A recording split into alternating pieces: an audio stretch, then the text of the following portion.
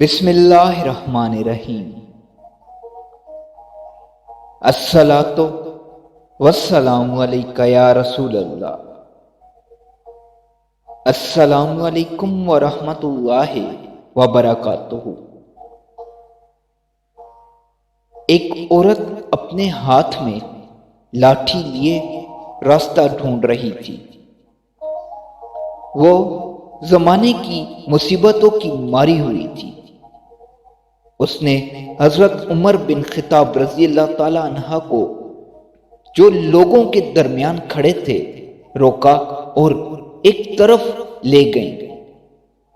حضرت عمر رضی اللہ تعالی عنہ اس کے قریب ہوئے، اس کے کاندھے پر ہاتھ رکھا اور اپنے کان اس کی طرف لگائے۔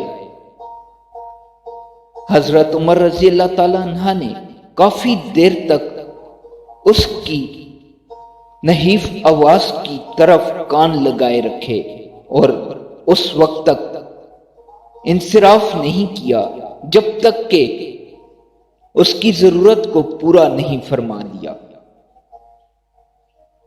اس کے بعد جب حضرت عمر رضی اللہ تعالی عنہ ان لوگوں کی طرف واپس آئے جو کافی دیر سے کھڑے ان کا انتظار کر رہے تھے، تو کسی آدمی نے کہا، اے امیر المومنین، آپ رضی اللہ تعالی عنہ نے اس بڑھیا کی خاطر قریش کے آدمیوں کو روکے رکھا۔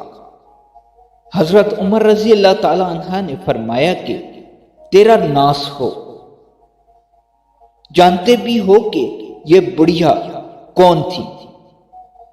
اس آدمی نے کہا کہ میں نہیں جانتا۔ حضرت عمر رضی اللہ تعالی عنہ نے فرمایا کہ یہ وہ خاتون ہیں جن کا شکوہ اللہ تعالیٰ نے ساتوں آسمان کے اوپر سنا۔ یہ خوالہ بنت ثعلبہ رضی اللہ تعالی عنہ ہیں۔ خدا کی قسم، اگر وہ رات تک میرے پاس سے واپس نہ جاتی تو میں بھی ان کی ضرورت پوری کرنے تک واپس نہ لوٹتا۔